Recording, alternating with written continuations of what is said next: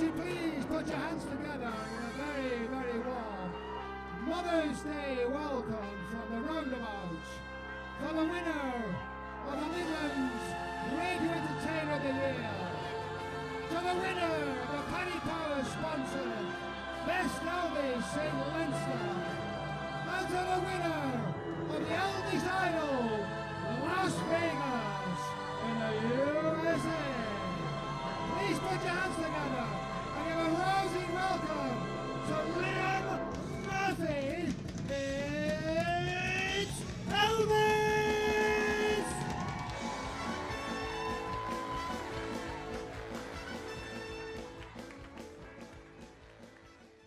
Both, you know, an Elvis impersonator and an Elvis tribute artist, you know, try to do the same thing. But in my view, an Elvis impersonator is trying to be Elvis.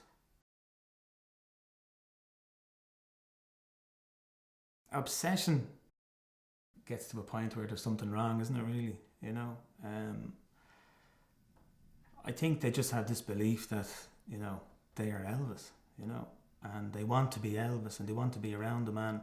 He's like a god, and so everything they do and everything, you know, the way they think, they want to be Elvis, in Elvis mode all the time. I think that's just too obsessive.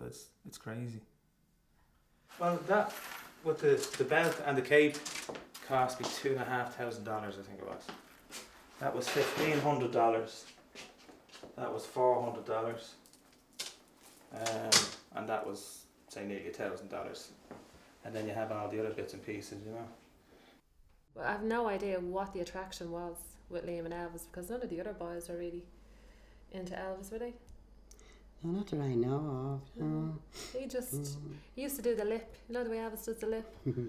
Even at a young age he'd be going around doing it. I don't know where it came from, but he just liked it and that was it, you know? Very good, And he used to try and draw his picture and stuff like that, you know, off the LPs. He'd be tracing the face around it and then trying to shade them in and stuff like that, you know. Every time I hear Elvis on, I just say, You don't know who is that Liam or is it Elvis, you know? It sounds very Yeah, I do good. like listening to him. Actually, sometimes I think Liam sings a little bit better. You gave me a mountain. This time, oh mountain. This time, oh.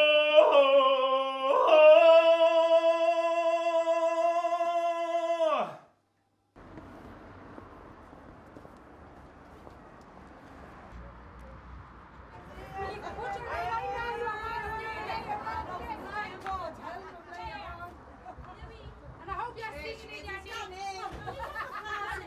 We've seen loads. Loads of Elvis. You can't beat the real Elvis voice. You can intimidate him, but you can't beat him. The first time I sang a song in front of a crowd was at my wedding when I first got married back in '94.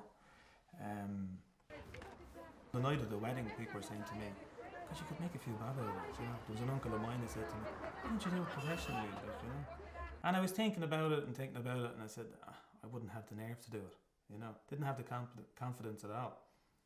And I remember even my wife at the time, she said, "You should do the singing, you know, because you enjoy doing it, you know, so why don't you do it?" And as I said there, I didn't have the confidence to get up in front of a crowd, you know. I had too many drinks. That's the only reason I got up at the wedding, to sing the song, like, you know.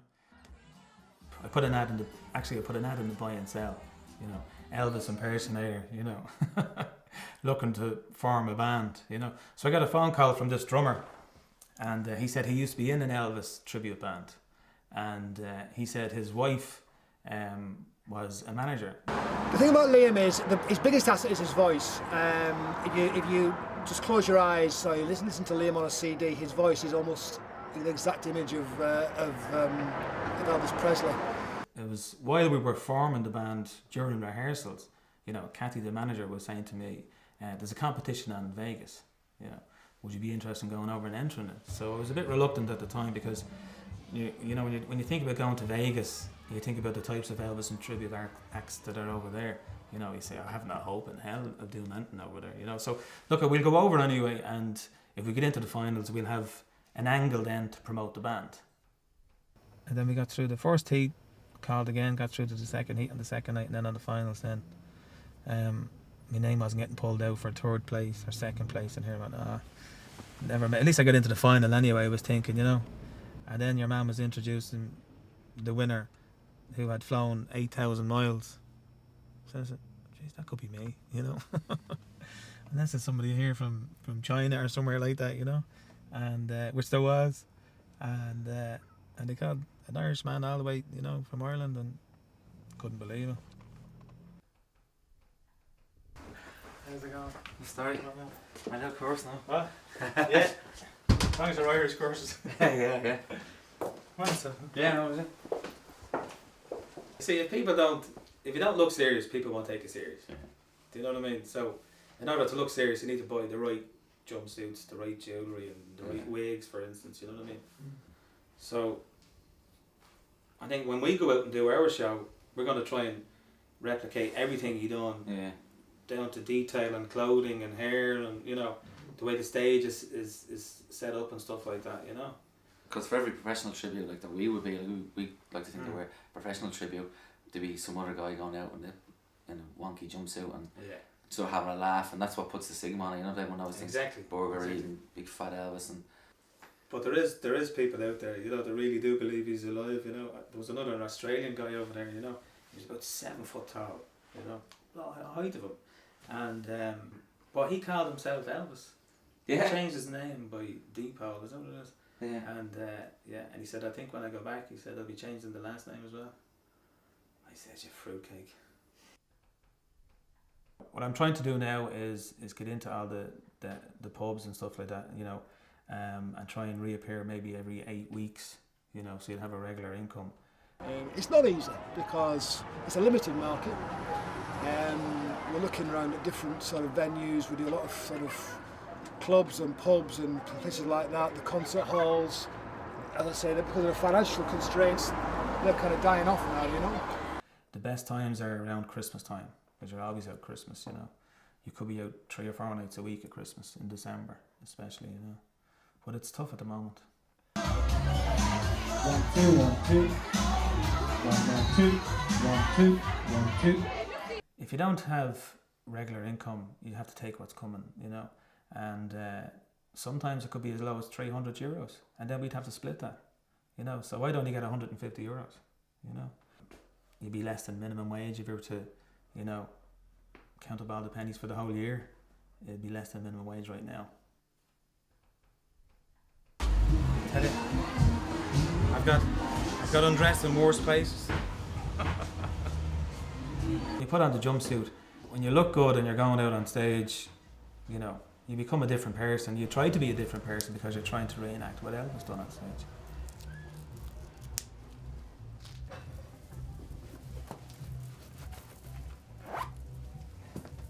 You're not yourself when you're out there, you know, you're somebody else. But it's all part of the fun.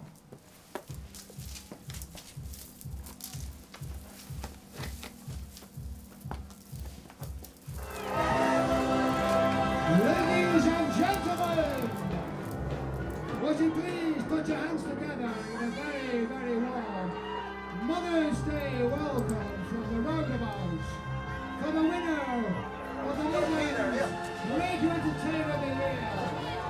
To the winner, the Paddy Power sponsor, Best Elvis in Leinster. And to the winner of the Elvis Idol, Las Vegas, in the USA.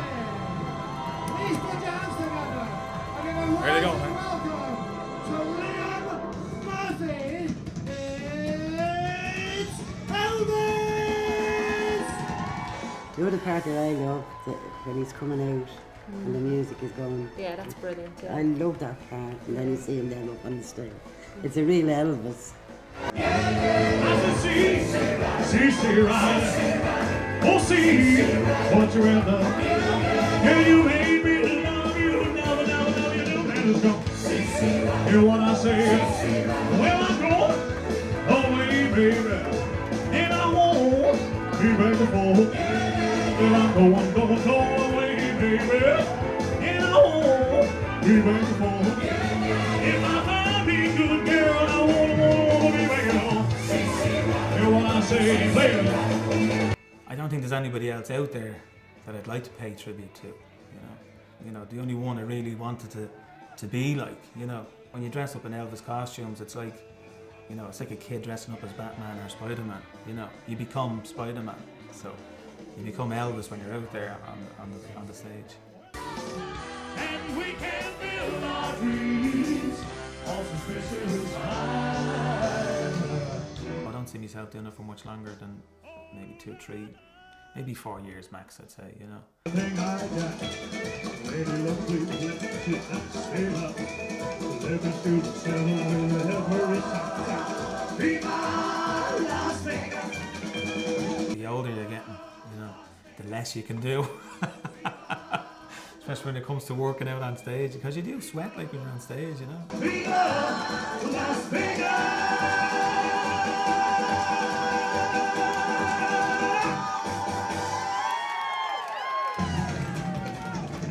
Thank you, ladies and gentlemen. Have a safe journey home. Thank you.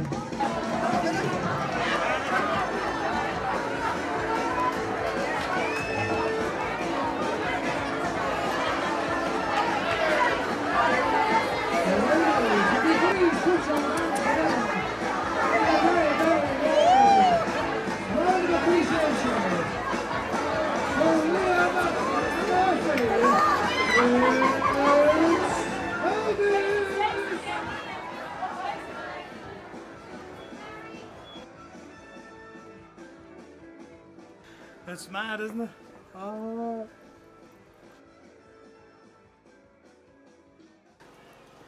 You can hear my voice is gone now already.